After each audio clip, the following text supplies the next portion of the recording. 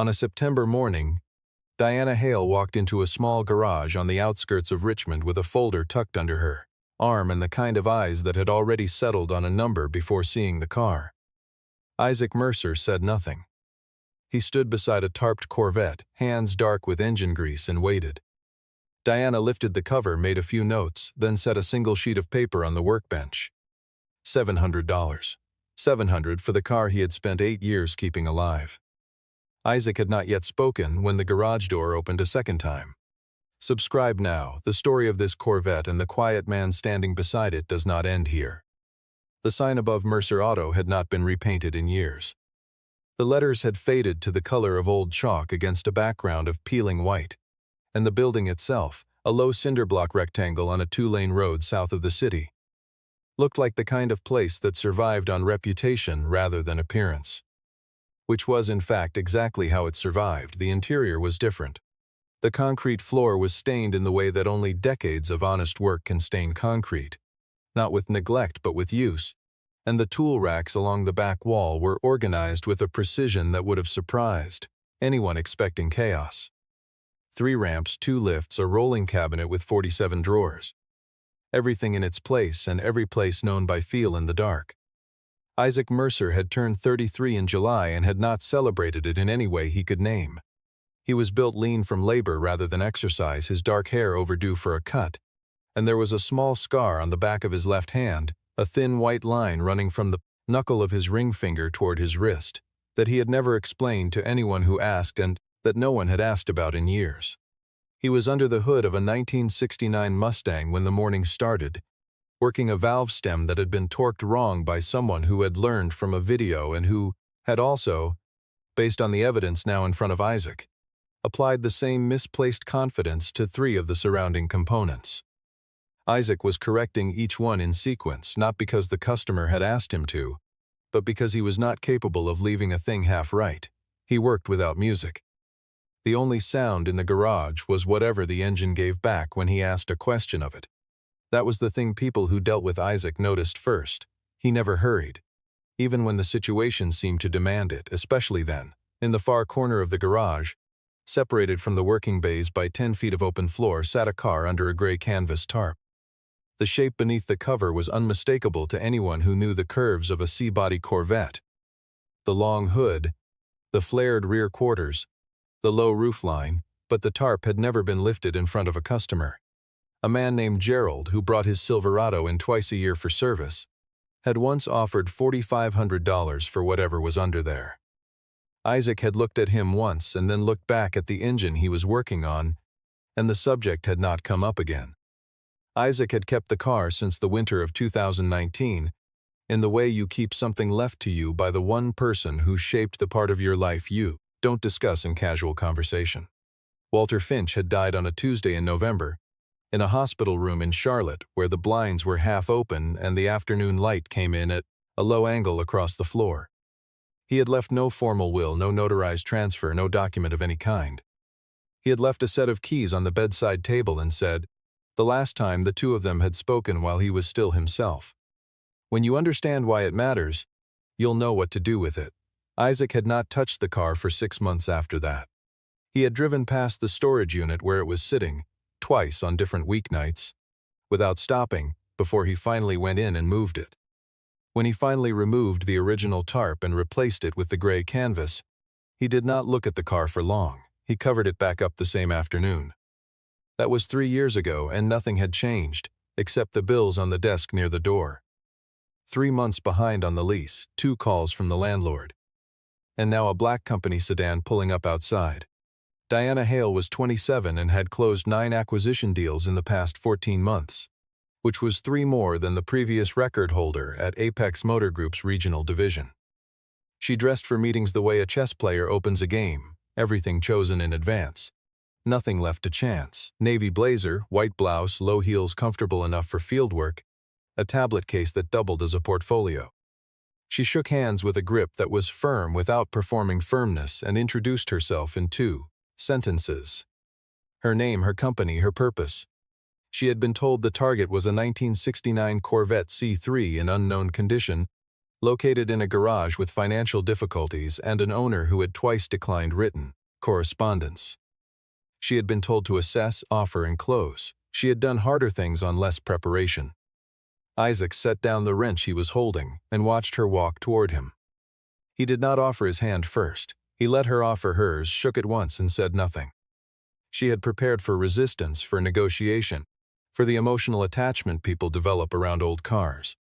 She had not prepared for silence. Diana asked to see the vehicle. Isaac walked her to the corner without speaking, reached down for the edge of the canvas, and folded it back. The paint was a deep red that had faded and oxidized the way decades do to untreated lacquer. Still the ghost of its original color, but muted like a voice heard through a wall. The chrome on the front bumper was lifting at two corners. The driver's seat leather had split along a horizontal seam and curled back on itself. The passenger window carried a crack that had been there long enough to develop a faint amber tinge from UV exposure. Diana took photographs from 8 angles, noted measurements, typed into her tablet. Her stylus moved at the pace of someone executing a rehearsed process, and the process looked thorough if you did not know what thorough actually looked like. Isaac stood 3 feet back and watched without expression. Diana set her tablet face down on the workbench, opened the portfolio, and placed a single typed sheet beside it. The number sat in the center of the page, clean and alone, $700. She explained it in the tone of someone delivering a fair and slightly reluctant conclusion. Structural rust along the rear chassis rails. Non-original transmission based on registration history, incomplete title documentation. The offer reflected current assessed condition and the cost of remediation. Isaac looked at the page, then at the car, then at Diana without hostility, without frustration, with the exact quality of attention a person gives to something they are genuinely trying to understand. He said, "Do you know what this car is?" Diana said what she had been given to say. A 1969 C3 in need of full restoration. The offer reflected the actual condition. Isaac did not argue. He did not negotiate. He set the sheet back down on the workbench gently, the way you set down a book you have already read, and walked back to the Mustang. Diana stood at the workbench for a moment with the typed sheet in front of her and the sound of a wrench resuming work behind her. She had never had someone decline with such complete absence of drama. It was, she thought, more unsettling than anger would have been. She stepped outside through the side door and called Jason Brandt. He answered on the second ring, which was how he always answered when he was waiting. She told him the offer had been made and the owner had not signed. Jason interrupted before she could continue. He was not surprised. He had expected the first visit to land without a signature. That was the design. The 700 was not a real number. He explained in the measured tone of someone stating policy they had already decided was sound. It was a pressure point, meant to sit in the man's head for a week alongside the rent he couldn't pay. She would go back in 7 days, and the number on the page would look like relief instead of an insult. Diana asked if the company was certain about the vehicle's identity. Jason said the casting number on the block did not lie. Apex had verified through a third-party broker in Atlanta, a man who moved in circles where information like this traveled quietly. The car in that garage matched the block number on a document from a 1987 IMSA technical inspection. If it was what it appeared to be, it was worth more than the building Isaac Mercer was renting. Diana said nothing for a moment. She was standing in the narrow gravel strip between the garage wall and the road, and through the long rectangular window beside the side door she could see Isaac at work, soles of his boots and the lower portion of his legs, perfectly still in the way that people are still when concentrating on something small. $700. For something worth more than the building. She had done enough deals to understand the language beneath the language. She had started at Apex 2 years ago because she was fast and the automotive acquisition field moved in ways she understood intuitively. She had learned to read a room before entering it, to price sentiment into an offer, to find the moment when resistance was about to become acceptance. She had not before this morning stopped to locate the exact line where that skill became something else. She told Jason she would stay a while longer and assess the situation. He said to use her judgment, which was what he said when he meant, close this and stop overthinking. She did not get back into her car. The truck that pulled up at 11:47 was a Ram 1500 dark gray, with a small enclosed trailer behind it. Noticed, and the two men who stepped out of it moved the same way. The taller one was in his early 60s, silver hair cut close, a face shaped by weather, not beaten by it but formed by it, the way certain faces become more themselves with age rather than less. He wore a flannel shirt in dark blue and moved with the deliberate economy of someone who had spent decades in environments where wasted motion cost time he didn't have. Diana, who had been reviewing notes near her car, looked up when the truck door closed and felt something shift in her recognition before she could name what she was recognizing. The shorter man had salt and pepper stubble, wire-rimmed glasses, and carried a weathered canvas bag over one shoulder with the relaxed grip of someone who had carried it for years. He walked with his eyes moving around the garage exterior the way a person looks at a place they haven't seen in a long time, quietly checking what has changed. Isaac came out before they reached the door. He stood at the threshold, hands at his sides, and for the first time that morning his face moved into something that was not quite neutral, not surprise, but something more layered, the expression of a man confronting a part of his past that he had not forgotten but had learned to keep in a particular place. The tall man stopped a few feet away and said Isaac's name, not as a question, not as a conventional greeting.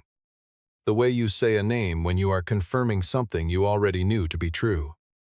Isaac said Cameron. Diana set her tablet down against the door of her car. She knew the name Cameron Reed the way anyone in automotive acquisition knew it, from catalog entries, from historical footnotes in race records, from the documentation she had reviewed in preparation for this assignment without fully absorbing what it represented in human terms. 2 IMSA GT Championships 1987 and 89. A name on the short list of every serious discussion of the era. This was not a collector showing up to browse. The shorter man, Adrian, shook hands briefly and then looked past both of them into the garage, toward the thing he had come for. He set his bag on the workbench and opened it carefully, removing a plastic-sheathed document sleeve. Cameron walked to the far corner and stood in front of the gray tarp. He did not ask permission. He stood there the way a person stands in front of something they have thought about for a long time. Then quietly, "It's still here." The three words carried more weight than they contained. Isaac said nothing. Adrian placed a photograph on the workbench beside the document sleeve, black and white. High contrast, clearly from a professional camera. A Corvette in race trim on what was unmistakably a starting grid, number 24 on the door panel, the paint and bodywork configuration exactly matching the shape under the tarp in the corner. The photo was dated February 2, 1987. Cameron turned from the tarp and looked at Isaac. "We heard someone was trying to buy it for scrap price." The sentence landed in the silence of the garage and stayed there. Diana, standing near the door, looked at the floor. Isaac said, "Come look at the engine." Adrian Cole had spent 31 years working on racing engines before retiring, and he approached the Corvette's engine bay the way a physician approaches a patient whose history he has memorized. He removed the hood pins himself, lifted the hood in a single practiced motion, and then stood back and looked without touching. The engine was an L88. Not the production variant. The designation appeared in no manufacturer's catalog for that model year, because the version in front of him had not come from a catalog. The block casting number was 3946074. Adrian said it aloud without checking anything, because he had not needed to check it since 1987. He pointed to the valve assembly and explained what he was pointing at in the tone of a teacher who no longer needs to perform authority.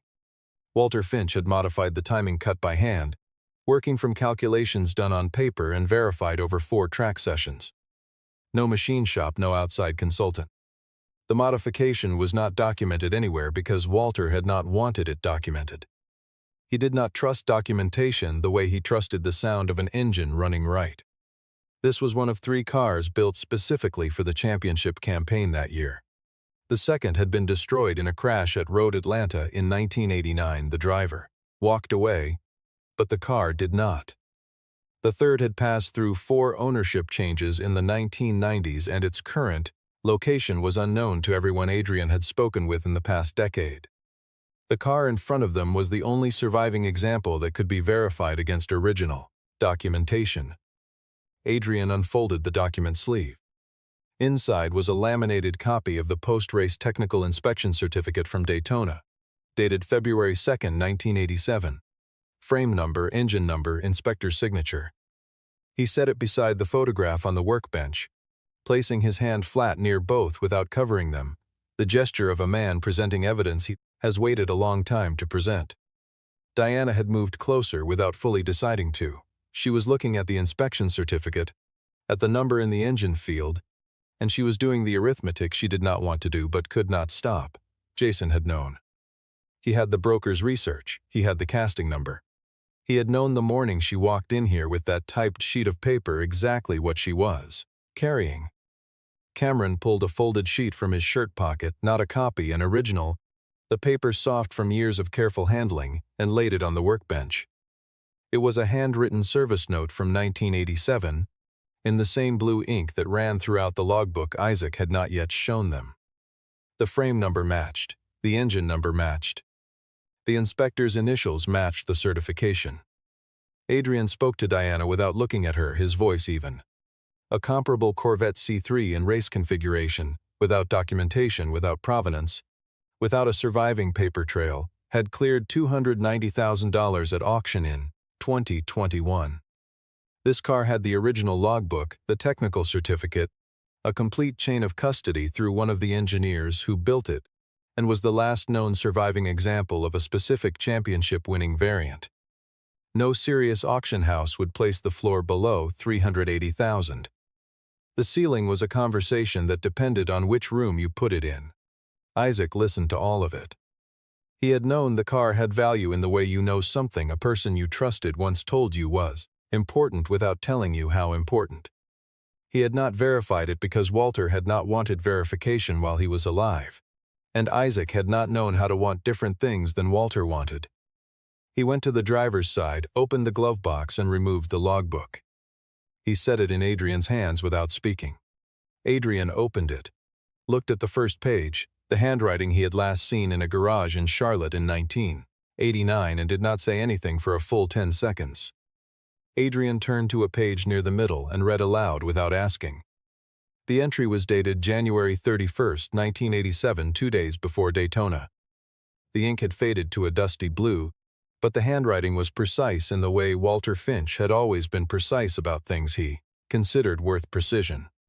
Final valve check at 11 p.m. Isaac stayed until 2 in the morning. Nobody asked him to. Kid hears things I don't hear anymore. If the car runs wrong, send him in first. The garage was quiet after that. Cameron looked at Isaac. He never said that about anyone else on the team. The whole crew knew he had a private student. Nobody knew it was you. This was the part of the story that had never appeared in any catalog or race record or industry profile, the part that existed only in the logbook and in the memory of the two men who had driven from out of state to a small garage on a 2-lane road. Isaac had been 19 when Walter Finch first put a wrench in his hand and told him to listen to the engine before touching it. He had not been hired. He had shown up at a shop Walter used for off-season work, stood at the edge of a workspace watching for 20 minutes before Walter noticed him, and Walter had not told him to leave. That was how it started, and it was also, in some sense, how everything that followed started. He had worked alongside Walter for the last 2 seasons of the championship campaign, not as crew, not on the payroll, not in any official capacity. Walter had wanted to protect the arrangement from the machinery of the sport, which had a tendency to formalize things until the thing itself disappeared. Isaac had understood this at 19 and had not needed to reconsider it later. In 2015, Walter's illness became serious. Isaac had 2 offers that year, one from a vintage preparation team in Florida, one from a restoration house in Nashville with a real reputation. He had declined both. Not under pressure, not after deliberation.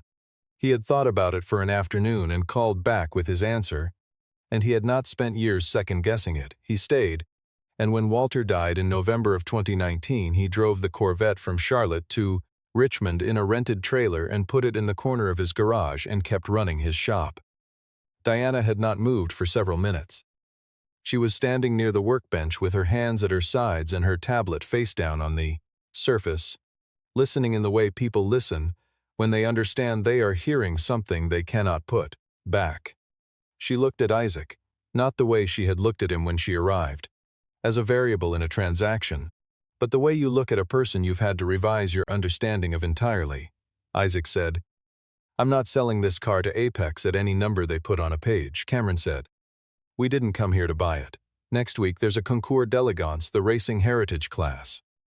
This car belongs there, with the right name attached to it. Isaac turned to look at the car. The same car he had looked at every morning for years, unchanged, under the same tarp, in the same corner. He said, whose name? Cameron said. Walter Finch built it. Your name goes on it as the keeper. Before Isaac could answer, a car pulled up outside. The engine note was heavier than Diana's sedan, a larger displacement, a car that cost enough to have a sound of its own. Jason Brandt stepped into the garage wearing a suit that cost more than 3 months of back rent. He was 50, lean in the way that men who work at being lean are lean, with a watch on his left wrist that Diana recognized from a distance and which told her why he had driven here himself rather than waiting for her report. He had been watching her location through the company device and had seen her stay past 2 hours, and had come to close it personally. He saw Cameron read before he had fully entered the room, and his face did what faces do when they encounter a calculation that was not in the original plan. 1 second of pure assessment before the professional expression came back down over it like a shade. He crossed the floor with his hand extended and said Cameron's name with the warmth of a man who has practiced warmth until it runs automatically. Cameron put his hands in his pockets. Jason adjusted without pause, turning to address the room. Given the additional context now present, Apex was absolutely open to revisiting the initial assessment figure. It had been, he said carefully, a preliminary estimate based on incomplete information. Adrian, without looking up from the logbook, said, what was the complete information? Jason moved past the question toward Isaac. The number he offered was 50,000. Then, without waiting, 80,000, both figures in the same breath, offered the way a man offers them when he knows the gap between them and the real number is so wide that the specifics barely matter. The escalation was visible, it told its own story. Jason read Isaac's silence as negotiating posture and stepped toward it. He lowered his voice slightly, shifting from professional to pragmatic, almost collegial. Let's be realistic, Isaac, you're 3 months behind on this space. I can make that problem disappear with 1 check. This is business. It's not personal. Cameron turned his head. Diana looked at the floor and then made herself look up. It was the wrong sentence to say to the wrong man. Jason was accustomed to people whose resistance came from wanting more money, and he was good at that conversation. He was less prepared for what Isaac's silence actually was, which was not resistance and not leverage and not an opening position. It was the patience of someone who had already decided and was simply waiting for the other person to finish. Isaac walked to the workbench. He opened the shallow center drawer and removed a white envelope. He set it on the surface in front of Jason without handing it to him. 3 months of rent in cash. The exact amount counted and sealed and prepared before Diana had arrived that morning. He said, I don't need you to solve my problems. The envelope sat on the workbench between them. Jason looked at it with an expression that took a moment to resolve into something recognizable. The look of a person who has built a structure on a specific assumption and is watching that assumption fail in real time. Isaac spoke without raising his voice. He said he had known about the research Apex commissioned through the broker in Atlanta. He had been told 3 weeks before Diana's first visit by an acquaintance in the vintage market who had been approached for background information, declined and then called Isaac instead. He had known why the $700 figure existed, not as an offer but as a psychological instrument, something designed to sit in his mind alongside the rent he owed and accumulate pressure until pressure became necessity.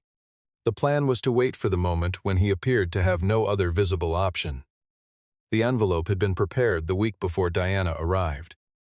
Not to prove he had money, he was not a man who thought in those terms, but because he had decided, on the day he sealed it, that whatever he chose to do with the car would never be shaped by a number on a typed sheet. The envelope was the removal of that variable. Whatever decision he made would be made on the only grounds that mattered to him. He had counted the bills at the kitchen table on a Sunday night and sealed the envelope and put it in the drawer, and he had not taken it out again until this moment. He had slept fine that week. That told him what he needed to know about the decision. Jason's expression shifted. He said, quietly, that no contract had been signed, that no one had been coerced, that the offer, whatever its strategic context, had been entirely legal.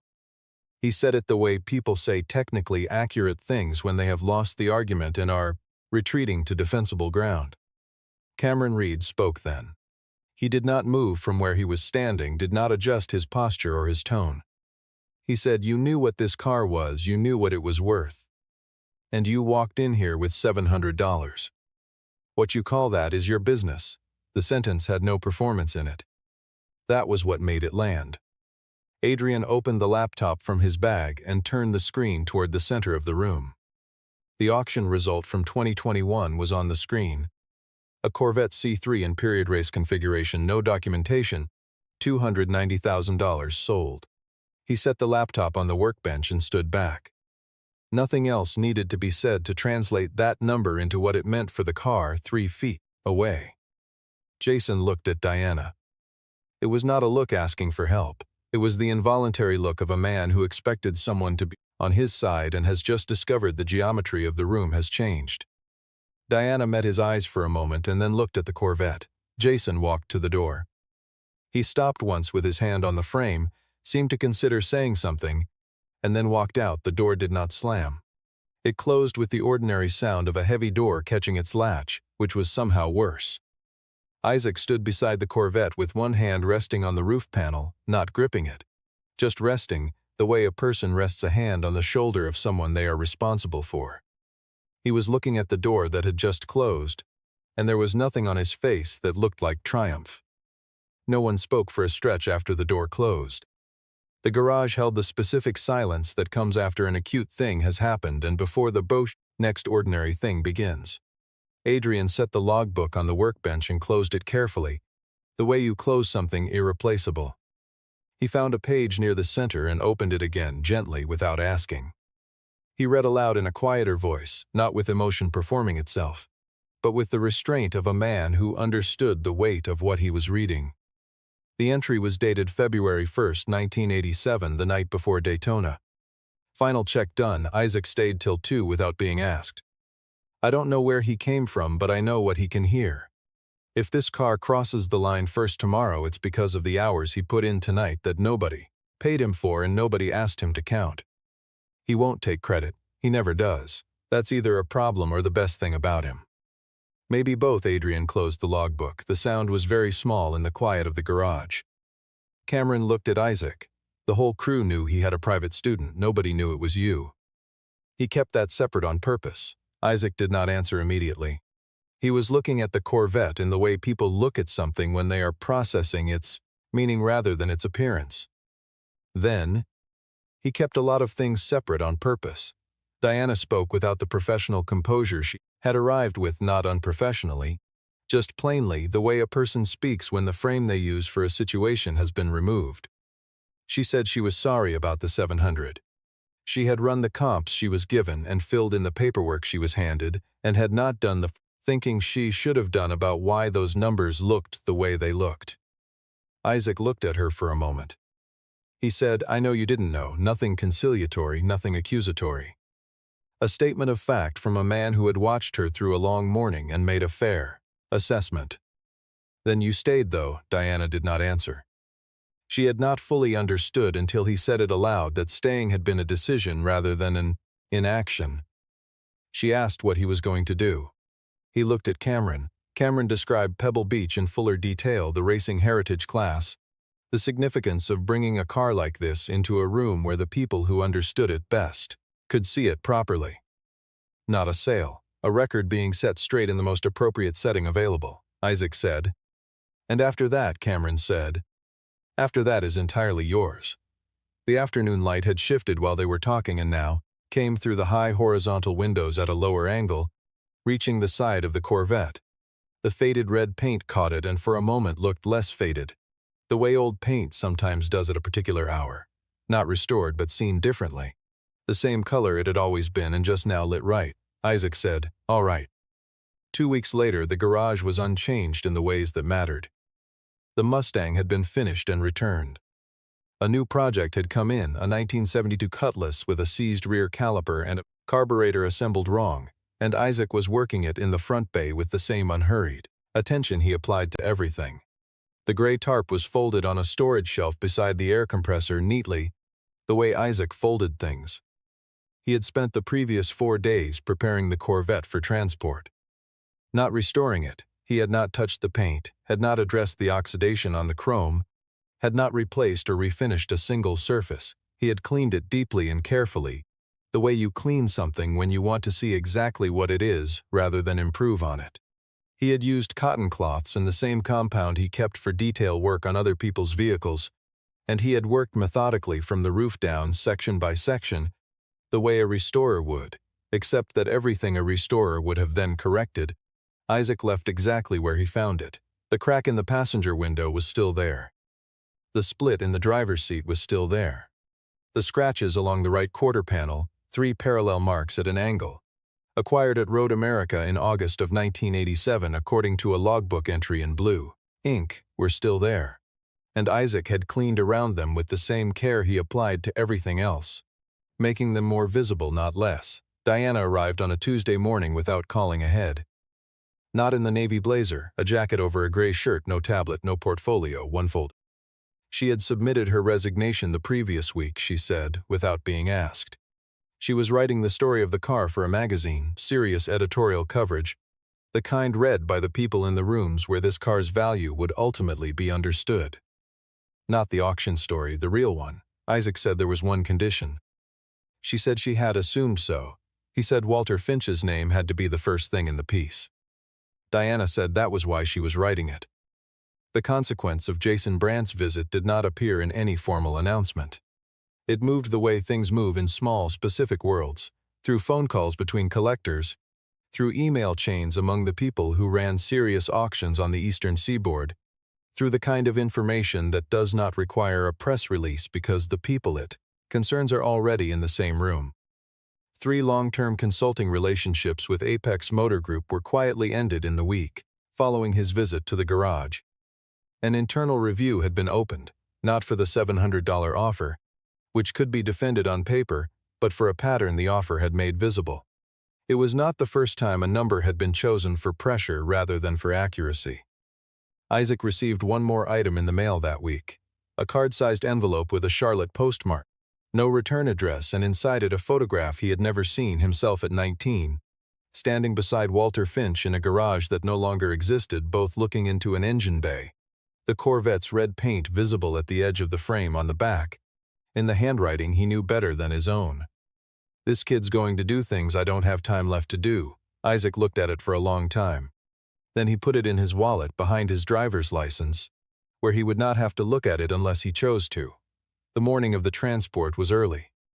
Richmond in September before 6 has a specific quality of light, low and diffuse, coming in from the east through a haze that burns off by mid-morning, turning everything it reaches a pale amber. The garage on the 2-lane road caught it through the high south windows and laid it across the floor in long rectangles. Isaac was already at the workbench when Diana arrived, a wrench in his hand and nothing in particular to turn it on, the way a person holds a familiar tool when they are thinking rather than working. The tarp was folded on the shelf where he had put it 2 weeks before, and the Corvette stood uncovered in the corner under the full light of the shop lamps, visible in a way it had not been for 8 years. It looked exactly like what it was, a car built to do something specific which had done it, and had then been kept in the same condition in which it completed that thing. Diana set the first draft of the piece on the workbench. Isaac did not pick it up. He looked at the first line from where he stood, read it, and nodded once. Walter Finch's name was there first, as they had agreed. The transport truck arrived at 7:15. 2 men stepped out. Isaac met them at the door and walked them through the procedure before they touched anything. The correct direction to approach the front wheels, how to place the ramp, the anchor points on the frame, the tension on the straps, the specific load sequence for a car this age, and the fact that the hood was not to be opened by anyone other than him or Adrian Cole. They listened without questions. When he finished, they got to work. Isaac watched the first man run the ramp out and gave a single nod when the angle looked right. Isaac drove the car onto the trailer himself. slowly, precisely the way he did everything, and when the engine note dropped as he set the brake, it was the last time that engine would run, before the Pebble Beach paddock. He stepped out, ran both hands along the roof panel once from front to rear, and walked back down the ramp. Diana was standing at the edge of the open door while the men finished securing the trailer. She said he would have been proud. Isaac was watching the men work the final strap into place. He let the sentence settle the way he let most things settle before responding to them. He waited until the gate was secured and the chains were set, then, still looking at the shape of the car through the trailer's side window. I know, the truck pulled out and turned onto the road and was gone past the curve of the tree line within a minute. The garage behind Isaac was open to the morning air, emptier than it had been for years, and the early light came all the way through it now from door to back wall without anything to interrupt it. He stood at the threshold with the wrench still in his hand and looked at the road for a while.